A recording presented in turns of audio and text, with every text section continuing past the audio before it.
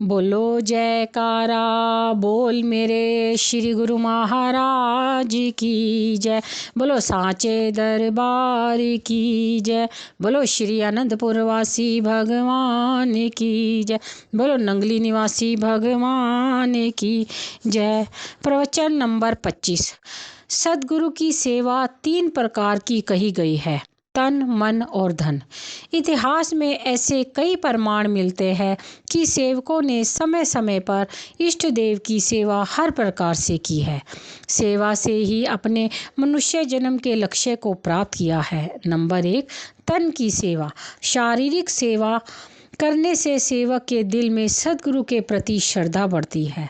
शास्त्रों ने सद्गुरु की सेवा को बहुत ही महत्व दिया है। तन पवित्र गुरु सेवा कर, धन पवित्र कर दान, मन पवित्र हरि भजन कर, इसी विधि होत कल्याण।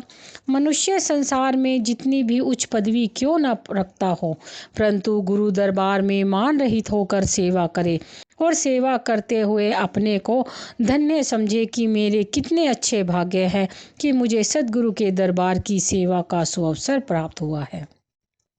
नंबर 2, धन की सेवा।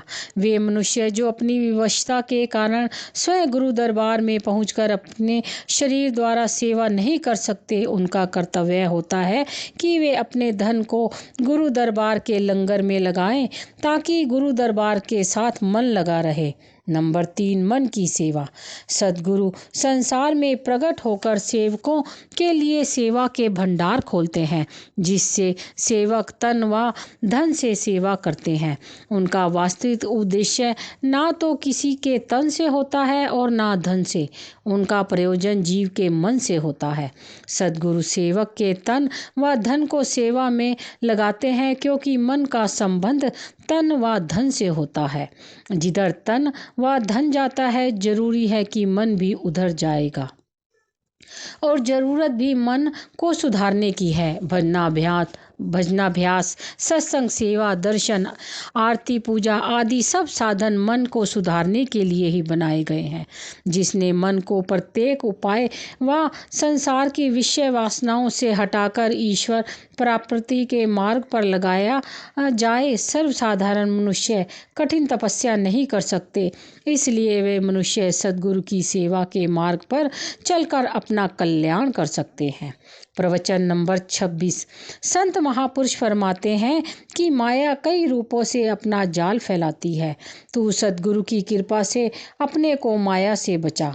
वे फरमाते हैं कि भाग रे भाग फकीर के बाल के, कनक कामनी बांध लागा, मन मार तो ही लहंगे पड़ा चिल्लाएगा, बड़ा बेवकूफ जो नहीं भागा।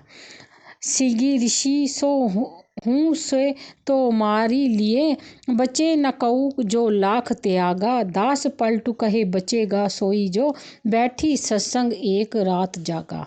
अर्थ, ए साधक तू मायावी झिलमिल से अपने मन को दूर रख, क्योंकि कनक सोना और कामनी स्त्री ये दोनों भयानक हिंसक बांध है जो तुझे अपने दाव में फंसाने के लिए तत्पर रहते हैं। यदि इन्होंने दाव लगा लिया तो यह बुरी तरह से घायल कर देंगे, अर्थात माया के चक्र में फंसा देंगे और चिल्लाता रहेगा तो तेरी कोई भी पुकार ना सुनेगा। यदि इससे पीछा ना छुड़ाया तो यह तेरी अज्ञानता का चिन्ह है, क्योंकि इससे तू ऋषि आदि जैसे बड़े बड़े ऋषि मुनि भी नहीं बच सके। उन्होंने भी मनमति अनुसार अनेकों साधन बचने के लिए किए, किंतु बच नहीं सके। पलटू दास जी कहते हैं कि इससे वही बच सकता है जो दिन रात सत्पुरुषों की संगति में निमग्न रहता है, अर्थात सद्गुरु के आदेशानुसार अपना जीवन व्यतीत करता है। यह संसार एक प्रबल माया का भंवर है, जिसमें दिन रात जीव गोते खाते हुए इसी में लीन हो जाते हैं। उन्हें कोई तट दिखाई नहीं देता। महापुरुष इस भंवर से बचाने के लिए केवट बनकर आते हैं तथा इस माया के की भंवर से बचाते हैं। वही जीव भाग्यशाली होते हैं जो उनका आश्रय ग्रहण कर इस भंवर से बाहर निकल आते हैं। अतएव जिन्होंने सत्पुरुषों की संगति में आचरण में जीवन बनाया है वही अथाह भव सिंधु से पार हो सकते हैं। यही सत्पुरुषों और सद्ग्रंथों की वाणियाँ पुकार पुकार कर कह रही हैं। प्रवचन नंबर 27। जब साधक का भजनाभ्यास की ओर मन अधिक प्रवृत्त होता है तो यह 3 शत्रु मार्ग से इसे भटकाने के लिए तत्पर रहते हैं। यह 3 शत्रु हैं आलस्य, निद्रा और प्रमाद। आलस्य कहते हैं सुस्ती और गलफत को। जो साधक भजनाभ्यास में नागा करता है वह अपनी मंजिल के रास्ते में रोड़ा अटकाता है। मन अगर चंचल है तो कुछ परवाह नहीं, किंतु भजनाभ्यास करने में आलस्य कभी नहीं करना चाहिए। निद्रा भी अभ्यास में रुकावट डालती है। प्रमाद कहते हैं बेपरवाही को। इन सब दुर्गुणों से साधक को परहेज रखकर मंजिल की ओर बढ़ते जाना चाहिए। जब साधक की चित्तवृत्तियाँ भजनाभ्यास में एकाग्र हो जाती हैं तो उसमें सिद्धियाँ ताकतें आ जाती हैं। अच्छा तो यही है कि इन ताकतों का उसे पता ही ना चल पाए। यदि उसे कुछ सिद्धि शक्ति का अनुभव होने लगे तो अहंकार करने से परहेज रखे तथा नम्रता से गरीबों से काम ले, नहीं तो शीघ्र ही गिरावट की ओर जाएगा। फिर उसे संभालना कठिन हो जाएगा।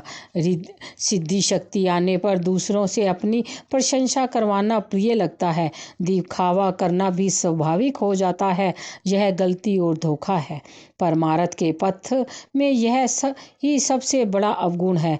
जहाँ तक संभव हो इससे बचना चाहिए। किसी ने सत्य ही कहा है, फना बगैर बका का पता नहीं मिलता, खुद ही मिटाओ ना जब तक खुदा नहीं मिलता। यही अहंकार भक्ति मार्ग में साधक के लिए सबसे भयानक बाधक है। यही पतन का कारण है। अहंकार को सत्पुरुषों ने भयानक अजगर का रूप कहा है, जिसके मुंह में जाने पर बचना कठिन ही नहीं असंभव हो जाता है। इस अहंकार रूपी अजगर ने कितने तपीश्वरों तथा योगियों के तप अथवा योग में ऐसी फुकार मारी कि उनके किए गए अनेकों वर्षों के जप तप ध्यान संयम आदि की सब कमाई को क्षण भर में बिल्कुल नष्ट कर दिया। कितने ही शारीरिक कष्ट सहे, उपवास किए, नग्न रहकर शीत गर्मी और वर्षा ऋतुओं को सम समझकर गुजारा, परंतु अहंकार के एक थपेड़े ने मुंह के बल नीचे गिरा दिया। यह कितना धोखा हुआ। अतः ऐ साधक, जिसे साधना के लक्ष्य की प्राप्ति करनी है, उसे गुरु भक्ति मार्ग को अपनाकर सद्गुरु के वचनानुसार नित्य प्रति अपने मन पर ध्यान रखना चाहिए तथा अहंकार का हनन करके भजनाभ्यास में निरत रहना चाहिए। तभी इस भक्ति और परमार्थ के मार्ग में सफलता प्राप्त हो सकती है। प्रवचन नंबर 28। जैसी करनी वैसी भरनी, जैसा ज्ञान वैसा ध्यान, जैसा ख्याल वैसा हाल, जो बोवेगा सो पावेगा। कबीर बोकर उस पर आम कदापि नहीं पाया जा सकता। कीकर बोकर उस पर आम कदापि नहीं पाया जा सकता। जो बीज बोया जाता है वह अवश्य फल लाता है, चाहे वह अति साधारण और तुच्छ ही क्यों ना हो, क्योंकि उसमें फल देने की क्षमता गुप्त रूप से विद्यमान है। बिना बीज बोए कोई भी फल प्राप्त नहीं किया जा सकता, ना ही ऐसा कभी होना भी संभव है कि जो बो दिया जाए और फल प्रकट ना हो। किसान रूपी मानव जिस प्रकार के कर्मों की खेती जीवन रूपी भूमि में बोएगा, उसी अनुरूप ही अन्य योनिया रूपी फल की प्राप्ति होगी। अतएव इस जन्म में शुभ कर्मों की कमाई करना ही मनुष्य का कर्तव्य है। यही साथ जाने वाली पूंजी है जिसे संचित करना है। प्रवचन नंबर 29। महापुरुष संत सद्गुरु देव यह कदापि नहीं चाहते कि जीव माया का दास बना रहे। अतः वे उसे इस गुलामी से छुड़ाना और स्वतंत्र बनाना चाहते हैं। अज्ञानवश जीव ऐसा ही समझता है कि माया के पदार्थों को पाकर मैं उनका मालिक बन गया हूँ, मगर यही उसकी गलत फहमी है। संतों का कहना है कि वास्तव में यह जीव तो उन मायावी पदार्थों का गुलाम हो रहा है और उनके अधीन है, फिर भी अपने को उनका स्वामी समझ रहा है। इससे बढ़कर धोखा और भ्रम क्या होगा। जब कोई व्यक्ति शत्रु के फंदे में पड़ जाए तो क्या शत्रु अपने कब्जे में आए हुए शिकार को सुखी रहने देगा? हरगिज नहीं। यह स्वयं विचार कर लो कि जीव की दशा कुछ ऐसी है कि इसे गुलागी, दुख और बंधन से छुटकारा पाने का तो कभी ख्याल ही पैदा नहीं होता, फिर छूटेगा भी कैसे। इसके अंदर तो माया की गुलामी का जुआ अपने कंधों पर दृढ़तापूर्वक जमाए रखने की ख्वाहिश काम कर रही है। यदि जीव काल और माया की गुलामी से आज़ाद होने का अभिलाषी हो तो उसे संत सद्गुरु की अधीनता, दास्ता और सेवा के मार्ग पर चलना तथा उन्हीं के नियमों को अपनाने की आवश्यकता है। अपने बल व भरोसे पर तो जीव काल और माया की गुलामी से आज़ाद कदापि नहीं हो सकता। केवल सद्गुरु ही जीव को गुलाम से मालिक बना देते हैं। गुलामी की दुख, अशांति, कल्पना और 84 लाख योनियों के चक्र का कारण है जो तुम्हारे पल्ले पड़ गए हैं। ये सब के सब जीव के अपने मांगे हुए हैं। यह जीव की अपनी ही खरीद है। जो कर्म भी भला हो या बुरा जीव करता है उसका फल तो उसे अवश्य भोगना पड़ता है। जीव अपनी इच्छाओं से स्वयं इन चीज़ों को एकत्रित करता है और फिर इनके कारण परेशान भी होता है। इन्हीं दुख, कल्पना, अशांति और नीच योनियों के बंधन से मुक्त होने के लिए जीव को सद्मार्ग, सत महापुरुष ही दिखलाते हैं। संत सद्गुरु की शरण पूर्व जन्मों के शुभ कर्मों के फलस्वरूप उत्तम सहयोग से उपलब्ध होती है। विवेकशील पुरुष जीव बंधन मुक्त होने के लिए ही समय के पूर्ण महापुरुष संत सद्गुरु की शरण ग्रहण करता है। संत सद्गुरु ही इस भेद को जानते हैं कि जीव क्यों दुखी है और वे अपने सत्संग उपदेश द्वारा जीव को इन समझ। विवेकशील पुरुष जीव बंधन मुक्त होने के लिए ही समय के पूर्ण महापुरुष संत सद्गुरु की शरण ग्रहण करता है। संत सद्गुरु ही इस भेद को जानते हैं कि जीव क्यों दुखी है और वे अपने सत्संग उपदेश द्वारा जीव को इन समस्त दुखों से छुटकारा पाने का उपाय बताते हैं। प्रवचन नंबर 30। तुम सत्य चित आनंद रूप निर्मल और चैतन्य आत्मा हो। तुम शरीर नहीं हो। यह शरीर तो केवल तुम्हारे रहने के लिए एक अस्थाई मकान है अथवा यात्रा करने के लिए प्राप्त एक सवारी अथवा रथ। इस रथ का रुख पहले विपरीत दिशा में अर्थात काल और माया की ओर है। 84 लाख योनियां नीच योनियों की ओर यह रथ दौड़ा जा रहा है। अब इसका रुख पलटकर संत सद्गुरु के चरणों की ओर कर दो, तब समझो जीव का मुख अपने निजी देश की ओर हो गया है। काल और माया को अपना लक्ष्य स्थान बनाने की अपेक्षा कुल मालिक के धाम को अपना लक्ष्य बनाकर इस दिशा में जाने वाली लाइन के लिए इस काया रूपी गाड़ी का कांटा बदलना है। इस प्रकार मन का कांटा बदलने का काम संत सद्गुरु ही करते हैं और करने की सामर्थ्य भी वही रखते हैं। भक्ति मार्ग में विघ्न भी आते हैं। यदि इन विघ्नों के कारण कभी पांव फिसल भी जाए तो भी रुकना नहीं चाहिए।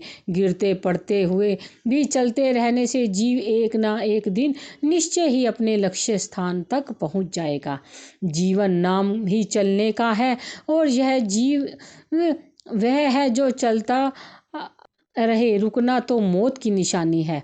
इसलिए मालिक की सेवा, भक्ति, प्रेम, आज्ञा तथा दृढ़ विश्वास के द्वारा अपने अंतर में आत्मबल उपार्जित कर मंजिल की तरफ कदम बढ़ाते रहना है और जीव में ही मालिक की प्राप्ति कर मंजिल पर पहुंच कर जीने का लक्ष्य प्राप्त करना है तथा मनुष्य जन्म का लाभ उठाना है। इसी ज्ञान की लगता करवाने और अज्ञानता को दूर हटाने के लिए महापुरुष युग युग में विभिन्न भिन्न रूप में अवतार धारण करते हैं। प्रवचन नंबर 31।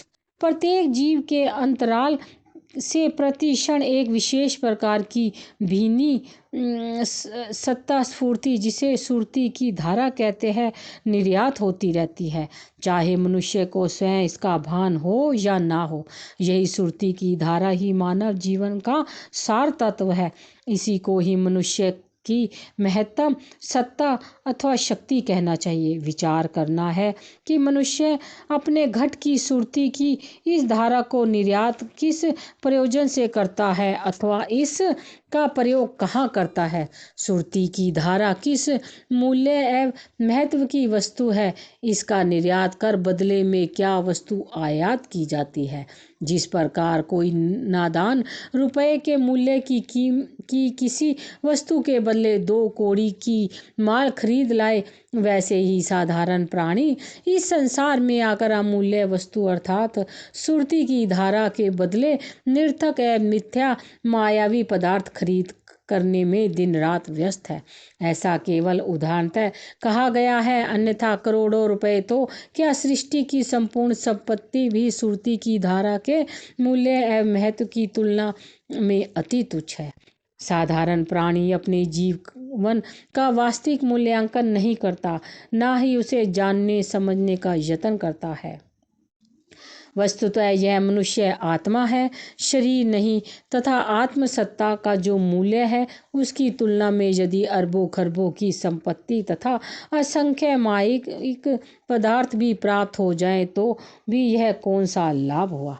प्राय जीव ऐसा विश्वास कर लेता है कि मैंने बड़ी कमाई कर ली है, परंतु विचार तो इस बात का करना है कि संसार के मूल्यवान से मूल्यवान पदार्थ भी यदि उपलब्ध हो तो क्या उसके द्वारा अशांत आत्मा को शांति लाभ हो सकेगा, अथवा आत्मा पर अनेक जन्मों के चढ़े हुए मलिन आवरणों को उतार सकने में ये मायिक पदार्थ सहायता कर सकेंगे। यदि ऐसा नहीं हो सकता तो फिर ये समस्त पदार्थ लाभदायक तथा मूल्यवान कैसे हुए। सत्य तो यह है कि सांसारिक पदार्थों में आसक्त रहने के कारण सुरती पर माया की मलिन आवरण प्रतिदिन चढ़ते और सघन होते जाते हैं। तब भी जीव इन मायिक पदार्थों को प्राप्त कर खुशी से फूला नहीं समाता। कितने आश्चर्य एवं दुख का विषय है कि जीव धोखे में फंसकर भी मिथ्या आश्वासन से प्रसन्न है, अपने आप को धोखे में डालकर भी खुश हो रहा है। इस भ्रांति एवं गुमराही का भी कोई ठिकाना है जो जीव आत्मा के लिए हानिकारक एवं आत्मा को नरक में धकेल देने वाली है, साथ ही जो आत्मा के लिए अशांति एवं क्लेश के उत्पादक है, उसी को ही प्राणी मूल्यवान एवं लाभदायक समझता है। यह बड़ी भारी भूल है।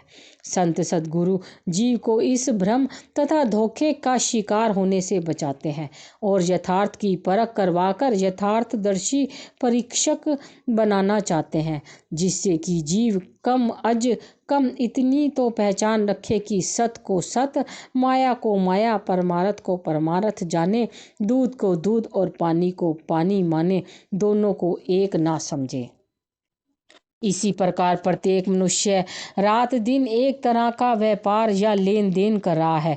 सुरती की धारा का व्यय करके उसके बदले कुछ न कुछ प्रत्येक मनुष्य खरीद करता ही रहता है। यह लेन देन का व्यापार इस प्रकार का होता है कि सुरती की धारा जिस दिशा में जाती है वहाँ से उसी प्रकार उसी वातावरण के संस्कार या प्रभाव आकर्षित करके लौटती है। अतः सत्पुरुष समझते हैं कि जहाँ तक संभव हो सके आदान प्रदान अर्थात अपने व्यापार को ठीक ढंग से करना चाहिए। सत्य के बदले असत्य नहीं खरीदना चाहिए। लाभप्रद वस्तु अर्थात भक्ति, प्रेम, गुरु सेवा आदि सच्ची वस्तुओं को खरीदकर मनुष्य जन्म को हानि में नहीं बल्कि लाभ लेकर ही बिताना चाहिए, ताकि जिस कार्य के लिए मालिक ने हमें भेजा है उसकी पूर्ति हो सके। प्रवचन नंबर 32। यदि कोई व्यक्ति किसी चिंतन रोग से पीड़ित हो तो के कीटाणुओं को शरीर में से निकाल देने तथा भविष्य में परहेज और सावधानी बरतने से वह पूर्ण स्वस्थ लाभ करके बलिष्ठ बन सकता है, अन्यथा नहीं। खुद ही विचार एवं अनुमान करो कि जीवात्मा के अनुकूल खाद्य पदार्थ अर्थात विचार संस्कार कौन से हैं। इसका सम्यक विचार करके जो विचार एवं संस्कार आत्मा को उन्नत एवं आनंद युक्त बना सके वही सुरति में प्रविष्ट करो।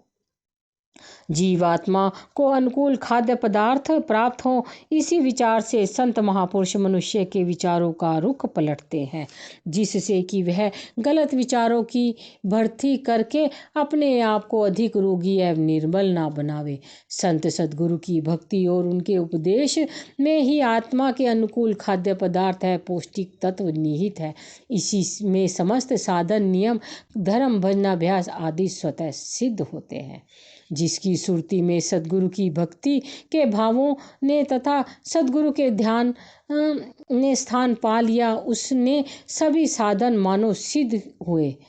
महापुरुष जीव से यही चाहते हैं कि वे अपने चित्त में से प्रतिकूल विचारों संस्कारों को निकाल कर बाहर करे और अपने अंदर को परिशुद्ध करे। चित्त को परिशुद्धि का सबसे बड़ा साधन है। चित्त ही परिशुद्धि ही सबसे बड़ा साधन है। प्रवचन नंबर 33। जिस माया का जीव को सामना करना है उसका पसारा भी अति विस्तृत तथा प्रबल है। वह भांति भांति के रूप बदलकर जीव को धोखा देती है, अतः उससे नितांत सावधान रहने की आवश्यकता है। भय, लोभ, मान, अपमान, सुरति, निंदा, सुख, दुख, भलाई, बुराई इत्यादि माया के अनेक बदले हुए रूप हैं, कोई कहाँ तक गिने। ये सब जीव के सम्मुख सामना करने के लिए आया करते हैं। अतः एवं इन माया के अनेकों रूपों से सावधान एवं सचेत रहना ही साधक का ध्येय है। अतः एवं अपनी लाभ हानि को स्वयं समझने का यत्न करो, यथार्थ की परख करो, अपनी आवश्यकताओं को समझने तथा माया के छल कपट के जाल से अलग रहकर सार तत्व के अन्वेषक बनो। यही मानव जीवन का लक्ष्य है और इसी में परम कल्याण है।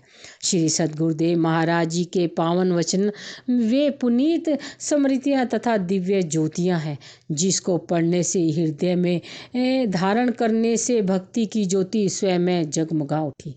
प्रेमी जन इन पर मनन कर कर कृतार्थ हो। बोलो जयकारा बोल मेरे श्री गुरु महाराज की जय।